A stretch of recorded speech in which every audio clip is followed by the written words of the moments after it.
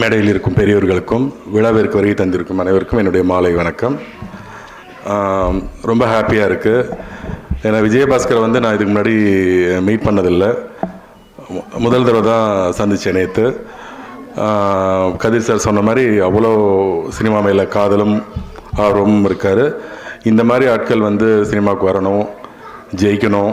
ஏன்னா நாங்களும் வந்து சினிமாவுக்கு வரத்துக்கு முன்னாடி இந்த மாதிரி தேடல்களில் தான் இருந்தோம்.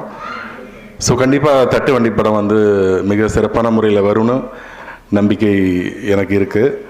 ஸோ அதுக்காக என்னுடைய மனமார்ந்த வாழ்த்துக்கள்.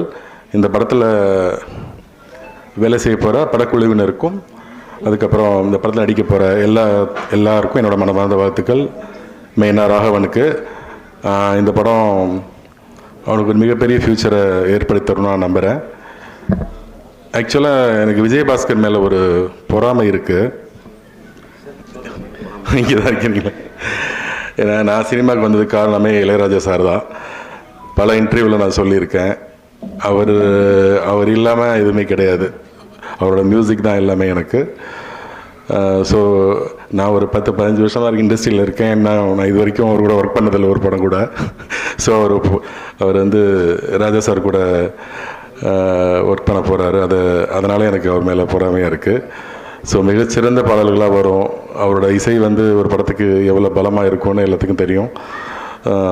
அதனால் மிகச்சிறந்த என்னோடய வாழ்த்துக்களை தெரிவிச்சுக்கிறேன். கதிர் சாரை நான் மீட் பண்ணுவேன்னு நினைக்கல. கதிர் சார் வந்து எனக்கு மிகப்பெரிய இன்ஸ்பிரேஷன். அதை ஒரு மேடையில் சொல்லலை, ஒரு தடவை மீட் பண்ணது அவர்கிட்ட சொல்லியிருக்கேன். அவர் மறந்துருப்பார்னு நினைக்கிறேன். எனக்கு பிடிச்ச 10 தமிழ் படங்களில் இதயம் படம் இருக்குது. அது ஒரு தடவை சொல்லியிருக்கேன் சார்கிட்ட. அவருக்கு ஞாபகம் இருக்கான்னு தெரியல. ஏன்னா ஏன் இப்போ இதை பற்றி பேசுகிறேன்னா,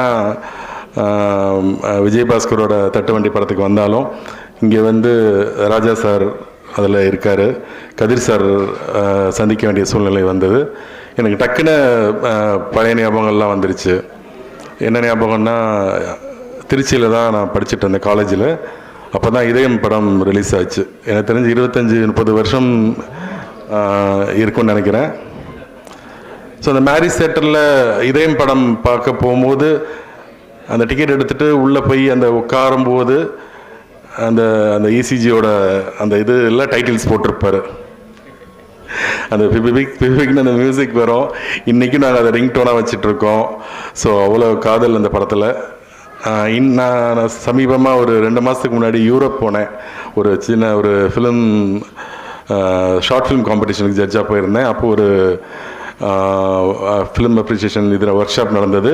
அந்த படத்தில் வந்து எனக்கு பிடிச்ச படங்கள் நிறைய படங்களை பற்றி நான் பேசினேன். அவலப்படித்தான் தமிழ் படங்களை பற்றி பேசும்போது இதயம் படத்தில் வந்த நிறைய விஷயங்களும் அதில் இருந்த மியூசிக்கும் அதை பற்றி நிறைய பேசினேன். ஸோ அந்த படம் வந்து பெரிய இன்ஸ்பிரேஷன் எனக்கு. ஸோ இந்த படமும் நாளைக்கு நிறைய பேர்த்துக்கு இன்ஸ்பிரேஷனாக இருக்கும் நான் நம்புகிறேன்.